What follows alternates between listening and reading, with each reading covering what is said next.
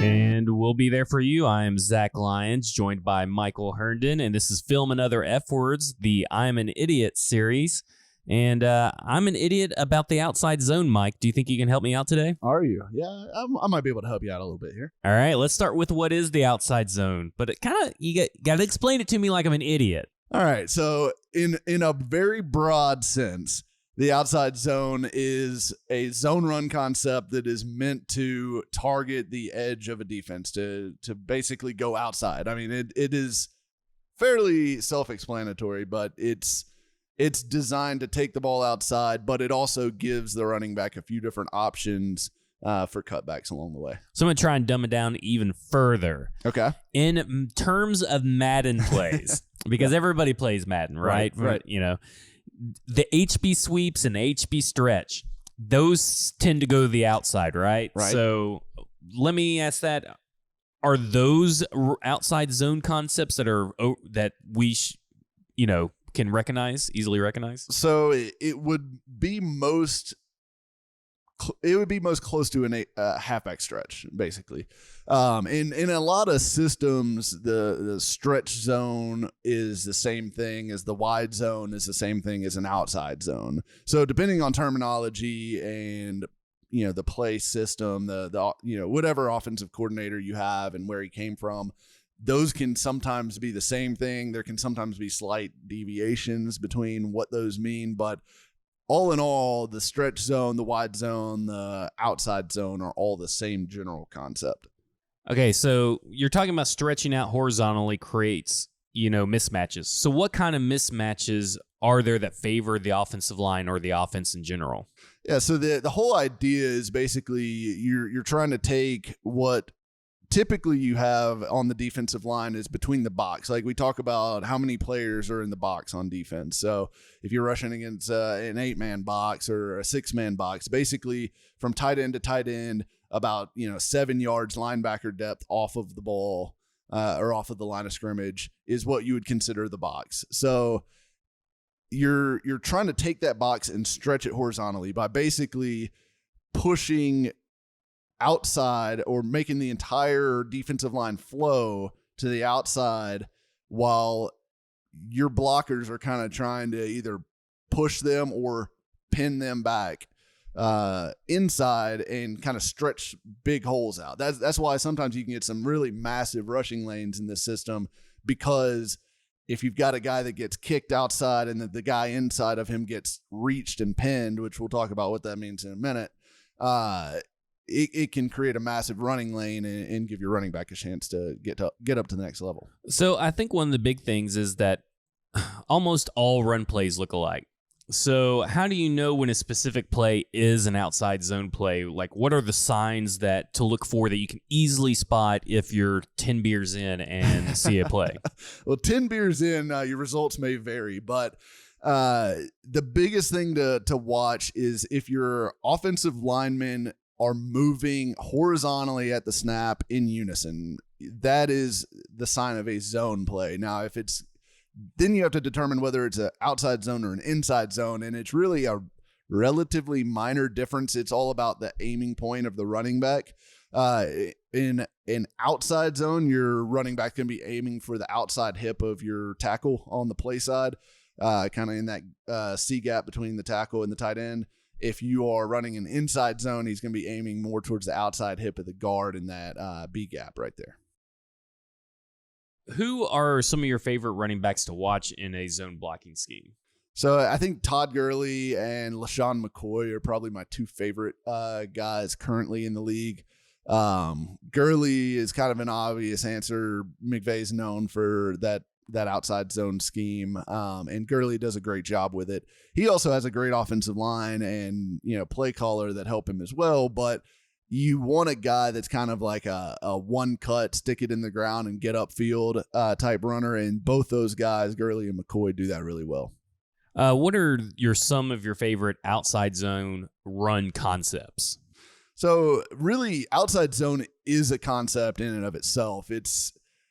The idea is that you can use it as a base play. So the reason that it's so popular with teams like Kyle Shanahan and Sean McVay's teams, that system is popular because you can run a lot off of outside zone. So you can make a pass play look like outside zone because your blockers can actually, since you're moving lateral to the line of scrimmage and you're not going, more than 1 yard downfield, which would constitute illegal man downfield if you were to throw the ball, you can make it look exactly like a running play up into the point where the ball is actually pulled back from the running back. So you're really able to mask a lot of play action well with that, and you can run a lot of naked boots. You can run, all sorts of, deep shots. A lot of deep shots come off of an outside zone play fake. There's a lot that you can do off of it as a base play if you're good at it, and you can really make those linebackers respect the outside zone.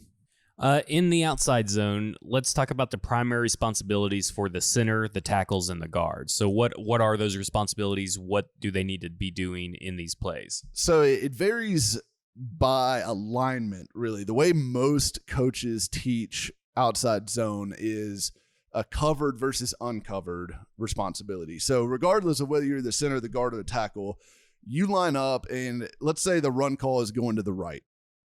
If you are the right guard, you look to your right, and if there is a defender between the nose of the right tackle and your nose, then you are considered covered. So basically, to the play side, if there's a man between you and the next blocker over, you're covered. If there's not, then you're uncovered. So most of the time, the way coaches teach is for the covered offensive lineman to reach block that man in that gap. So if you've got a 3 technique in the gap between guard and tackle, you want your guard to reach block that player, and you want your uncovered players to climb up to the second level and pick off a linebacker. Now, that can change depending on technique, and if a guy's slanting, that kind of thing, you may end up having that guy help and then climb. So there's different ways to teach it, but the most standard way is uncovered goes to the second level, covered tries to reach the next man on the line of scrimmage outside of him. What are some of the essential techniques to look for when scouting rookie offensive linemen for them to be successful in the zone? Is it their stance, their athleticism? What is it? So athleticism is really the key as far as a physical requirement for an outside zone scheme. You're moving a lot. Like, a traditional like gap or power scheme, whatever you want to call it, is more about power in a phone booth and blowing guys off the ball. You want to attack downhill in those schemes where it's all about, can you move the guy across from you? In an outside zone scheme, you've got to be able to run and be athletic enough to block a guy while moving. So you're going to try to do like a rip and run technique, which we'll talk about a little bit in a minute. And it takes a little bit of athleticism to be able to not only run fast enough to stay ahead of the defensive lineman, but also be able to rip up under him and kind of turn him back upfield. So what you're looking for is a guy with good lateral quickness, and he's got to be smart too, because a lot of this is communication. You've got to know what your responsibility is and how that responsibility changes when, the line shifts right before the play, and then instead of being uncovered, now you're covered. And do you see that fast enough? Does the guy next to you see that fast enough? And are you on the same page? Because it's all coordinated. You have to be on the same page with the guy to the left and right of you. Otherwise, the whole thing blows up. What are some colleges that run the outside zone? So North Carolina State ran it extremely heavily, and that was where Garrett Bradbury came from. And that's one of the things that made him so attractive to zone scheme teams was because he had a ton of experience in it. So they're the ones that really jump out to mind. Everybody runs it a little bit, but they're a team that really focuses on it. For a running back to be successful, you said that he has to make quick reads and hit the hole correctly. What kind of reads does he have to make to be successful? So the reads are relatively simple in an outside zone scheme for a running back. He has 3 reads, the way it's traditionally coached. You either bounce, bang, or bend, and that's the order of the read. So your first read, when you're the running back, you line up in the backfield. You want to take a look at whoever's that outside man in man on the line of scrimmage. So that's typically your edge defender, and you're wanting to read him first. So as you take your first bucket step and get pointed at that left or right tackle, whichever side you're going to, you get pointed at the tackle's outside hip. You're reading what he does with that in man on the line of scrimmage. And if he can reach him, then you're going to bounce that run. That's your first option. That's what you want to do. The play's designed to attack outside. So if your tackle or tight end, depending on formation, can reach that in man on the line of scrimmage and pin him back to the inside, then you've got that outside running lane and you take off and try to hit that corner and get upfield. Now, if the guy on the end of the line of scrimmage is not reached, say he keeps his outside shoulder clean, which is what an edge defender is typically coached to do. If he's successful in keeping that outside shoulder clean and you see his helmet on the outside of your blocker's helmet, basically, you are going to read the next man down on the line of scrimmage. So the next defender on the line of scrimmage, you're reading him. So if he's reached, if he's pinned inside, then you're gonna bang. So that means you're putting your foot in the ground and you're shooting upfield. And that happens a lot because, frankly, an edge defender isn't doing his job if he gets reached on the outside. So that's going to happen quite a bit, where your tackle, your tight end can't reach the guy. And that doesn't necessarily mean it's a bad play by the tackle or tight end. Sometimes the guy just over-exaggerates to avoid getting reached, and that often puts him out of position. He might get too far upfield or pushed out too far, and that opens up that bang read where you put your foot in the ground and really push upfield. And then finally, if both of those first two players are not reached, so they have outside leverage against the blocker that is assigned to block them, then you look for the bend read, which is basically a cutback. So you're looking back and trying to find the seam, because the whole theory of outside zone is that the defensive line, it's really hard to get a defensive line to move in unison horizontally across the field and not overexpose a gap. Because, they basically have to be moving at the same speed, at the same depth. Otherwise, there's going to be a gap that opens up. And the running back has to, if the first two guys are both not reached, the running back then has to find that gap, which should be there theoretically, because unless somebody's just busted up the play somehow, there's going to be a hole that opens up there somewhere, and the running back has to find it and get upfield. So who came up with the concept of the outside zone? Is there someone that's well known for it that initially started it? Yeah, so Alex Gibbs is the guy that is really widely considered the godfather of the outside zone. Now, is he Joe Gibbs' son? He's not. He's not? Actually not related. He's not to related to Joe Gibbs somehow. at all. But he is. He's considered the godfather of the outside zone. He was in Denver with Mike Shanahan when they had the run of Reuben Drones and Terrell Davis and Clinton Portis. And Clinton Portis was also one of the best outside zone runners I've ever seen. But he was there during that time and really kind of started the popularity of the outside zone run. So he's really credited with being one of the innovators that really pushed this.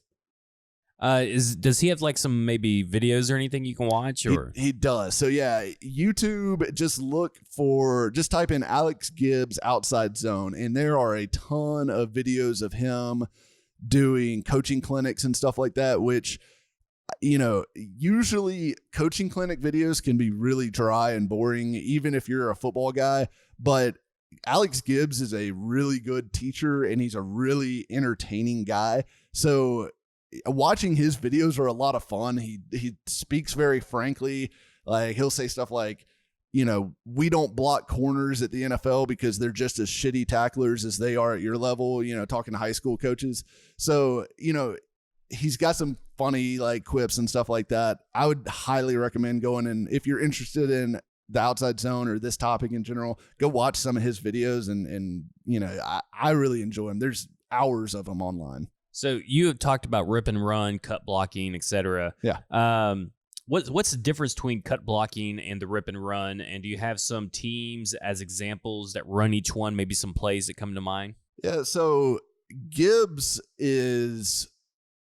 he was always a huge proponent of the cut block, and that is by the book, like his way to do it. He wants his backside blockers cutting, which, when you think about, if you're looking at what a backside blocker is, if you're looking at a outside zone run, and again, we'll just say it's going to the right, the center, guard, and tackle are considered play side blockers. The guard and tackle on the left side, left tackle, left guard, those are your backside blockers. And those guys are typically the guys that are responsible for cutting the backside defenders. And the idea is you don't need to necessarily block that guy for a long time. You just need to slow him down to where that hole, that cutback lane opens up enough that the running back can get in the field and get his foot in the ground and get upfield. So if you cut him to the ground, that time he takes hitting the ground, popping back up and getting back up to speed should give your back enough time to get that cutback lane if he needs it. And the cut block, in Gibbs's opinion, is a more reliable way. You're going to get beat less when you're cutting, because at the very least, the guy's going to have to slow down to like put his hands on you and keep you off of his legs. Now, a lot of NFL teams have gone away from that at this point because, for one, it's relatively dangerous, especially in this modern era where we're concerned about concussions. You're inherently putting your head right at the knees of another player, which, I mean, it's easy to pick up a concussion just grabbing a knee to the head. And defensive players hate it because obviously it's dangerous to their lower limbs. So a lot of people have gone away from it. I don't know that there's a team that's really known for doing it like that. Nowadays, even like Shanahan, who is, from his dad's background with Gibbs, even he doesn't do cut blocks all the time. Now, a rip and run is really the alternative style to this. And a rip and run is effectively kind of what it sounds like. You're going to get moving like you would on the play side laterally, and you're going to take your, I guess, upfield arm or your backside arm and rip up under the defender and try to kind of push him and steer him upfield. There's actually a good clip of this technique from the Titans-Dolphins game on Derrick Henry's called back run. Josh Klein uses a rip and run technique as he's pulling on that play. And that's a good example of that technique, just kind of showing what you want to do. You're trying to lift that guy up and steer him upfield so that you can open up that cutback lane. So we kind of hit on it. The early 2000s Denver Broncos under Shanahan had like the best zone blocking teams. I mean, yes. Reuben Drones got like 1,000 yards. He was a fullback and was one of the leading rushers in the NFL. I noticed Kyle Shanahan's system started taking on that persona of a system that does not matter what running back you have back there, it's going to work. I mean, they had Raheem Mostert, Matt Breida, who's the Ralph Wilson or Joe Wilson. There was someone like that too. Yeah. I mean, they just had a bunch of just people just going crazy, and Matt Breida was really good at it. Yeah. Are there other teams who currently have that kind of success where you could just plug and play? So I'd say the Rams jump to mind on that. Todd Gurley is obviously a tremendous talent, and I did mention him as one of the guys that I most like watching in this system earlier, but if you watched the Rams late last year when Gurley went down and C.J. Anderson stepped in, the running game really didn't take a big step back. C.J. Anderson kind of had a rebirth in L.A., and obviously now he's in Detroit, and it'll be interesting to see if he keeps that up there. But the Rams really, I mean, you even watch when they gave some carries to Malcolm Brown there over the last couple of years. They're pretty effective with a variety of backs, even when Todd Gurley's out of the game. So let's get to a little bit more Titan-centric talk here. Okay. 2016, 2017, 2018. What year was the outside zone used the most in regards to the Titans? Maybe not successfully, but at least the most frequently. 2018 saw a huge leap in the use of outside zone and inside zone, for that matter, for the Titans. They had been primarily a power gap scheme under Mularkey and Rubisky, and transitioned. Everybody runs a little bit of each, right? So you're never a 100% power gap scheme. You're never a 100% zone blocking scheme. You always fall on the spectrum somewhere, but Mularkey and Rubisky were probably on the extreme end of the power gap scheme, and LaFleur and what we expect Arthur Smith to continue with this year is going to be further on, closer to the extreme end of the outside zone, inside zone type scheme, though I don't think he's quite as extreme as McVay or Shanahan. So when we were talking about the college people, we were talking about what makes a good offensive lineman: smarts, athleticism. Is there really anything else that you can think of that makes a good zone blocking scheme O-lineman really excel in that kind of scheme? And kind of give us some examples of current players or someone to look at. Yeah, and I think foot quickness, footwork, technique is all important, but some of that stuff can be coached. The biggest thing is you've got to be quick laterally, and you've got to understand leverage, basically, because it's not necessarily about mauling people and just physically overpowering them. It's about getting in their way enough to slow them down and allow the running back to get through. So that's kind of the big difference. A couple of guys that I think are really outstanding zone blockers. Alex Mack jumps to mind. He's been the center for the Falcons for the last few years, and the Falcons have had some, when Kyle Shanahan was there, obviously they had massive success with the outside zone run with Devontae Freeman and Tevin Coleman, and Mack was one of the key parts to that offensive line. I mean, they were pretty average at the guard positions, but Mack was outstanding and really made that offense hum from a running standpoint. And then I think Roger Saffold is one of the best zone blocking guards in the NFL. I'd put Brandon Scherf of the Redskins up there with him. But yeah, I think Saffold's going to make a huge difference for the Titans because he's been blocking in a zone system for longer than anyone in the Titans roster. And he's really, really good at it. So what's the most important position on the offensive line for these zone blocking scheme to be successful in your opinion? Is it tackle, guard, or center?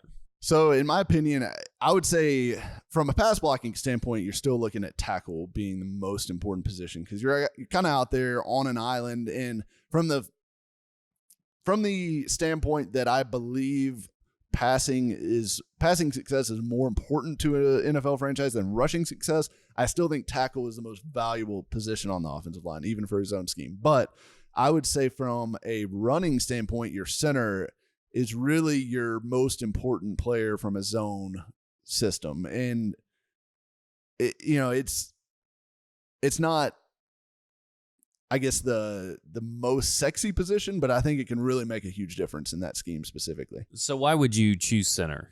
Because really, if you think about it, when you're running to either side, the center is a play side blocker. So regardless of where the play is going, the center is making it a critical block. Not that backside blocks aren't also important, but you definitely, it's less critical to the success of a play on the backside, and you can get away with doing less to execute your job there.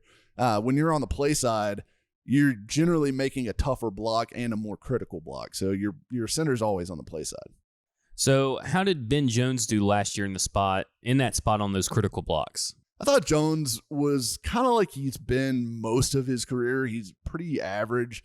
I thought he started slow and then picked it up later in the year.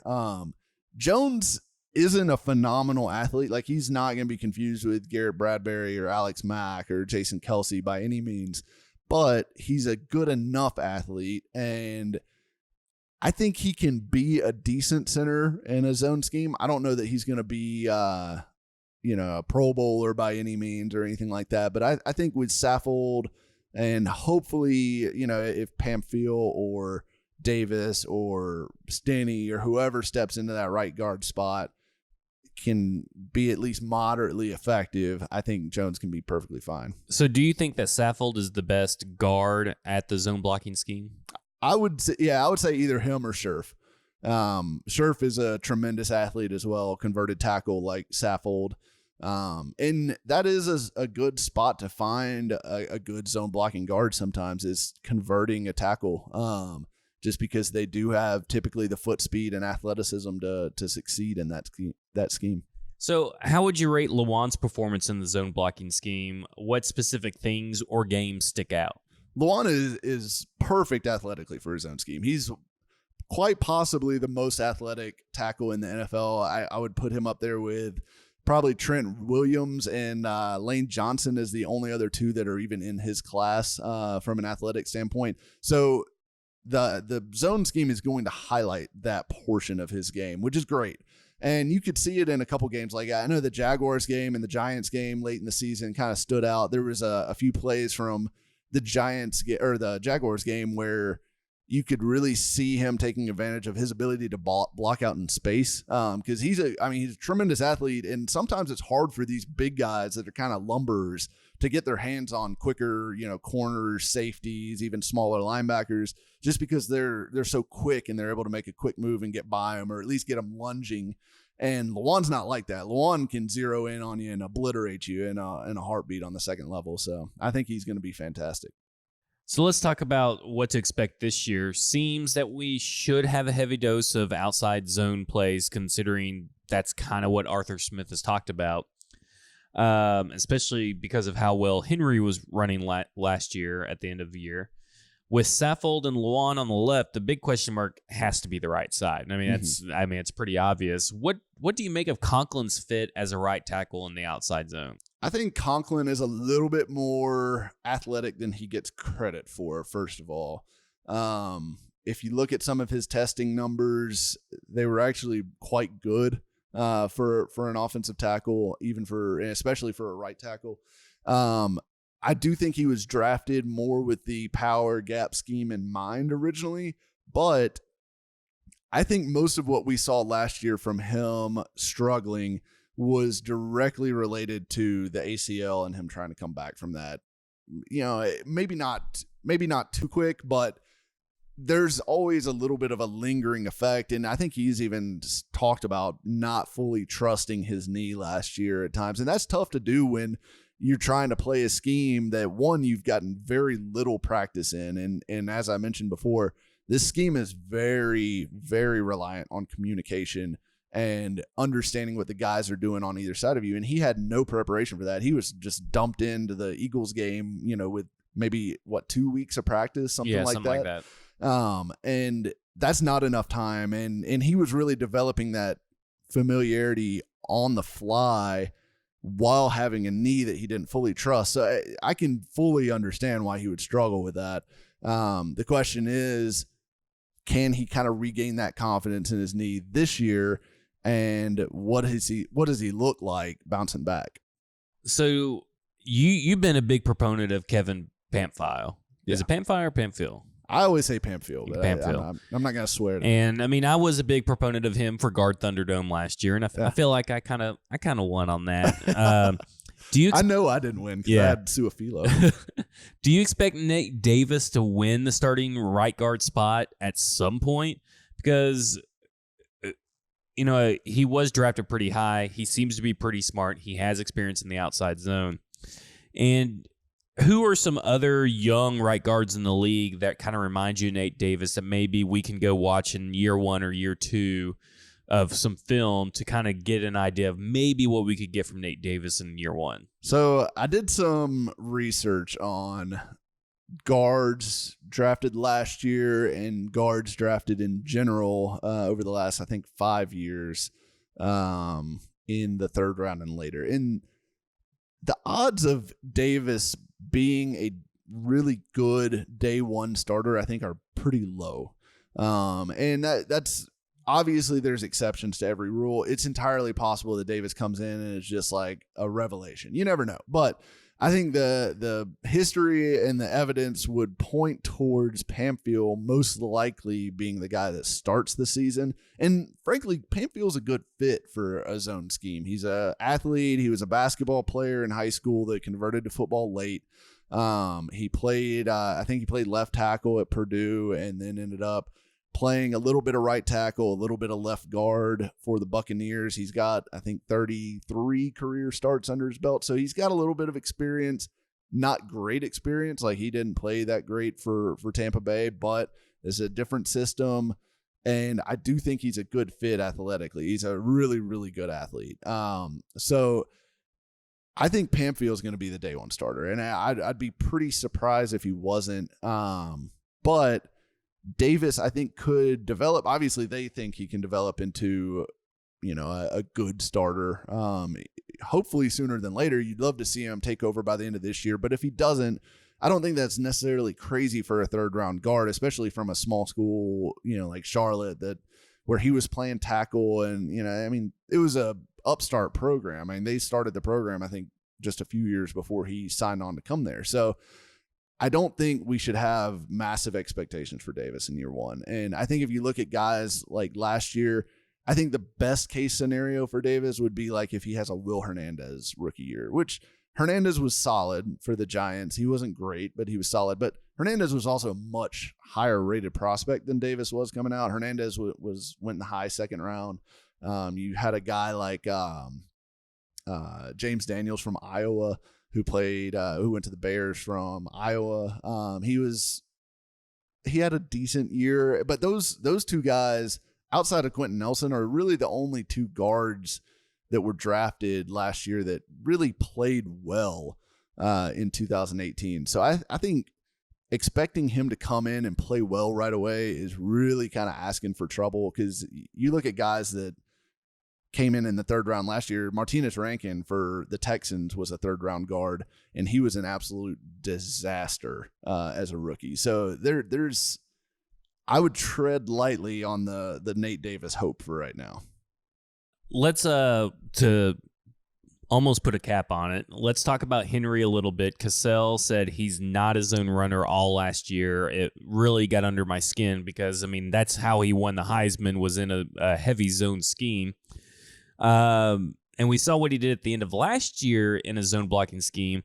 Was Cassell just really wrong? And what should, Titans fans feel about Henry in this upcoming scheme, year two? So I think I understand where Cassell was coming from with that comment, because if you look at Henry's build, if you look at the way he moves physically, he doesn't strike you as your prototypical zone runner. Like when I think of a zone runner, I think of Gurley, I think of LaShawn McCoy, I think of a guy like Darrell Henderson from Memphis who came out in the draft last year or this year. Those are guys that are one-cut runners. They're very bursty type guys. It does not take them hardly any time to get up to speed, because that is a key, because you're kind of taking a couple lateral steps and then you've got to have your foot in the ground and get up to speed in a hurry to really be effective. And Henry, I feel like, is more of a glider. He's not quite as bursty when he has his first step.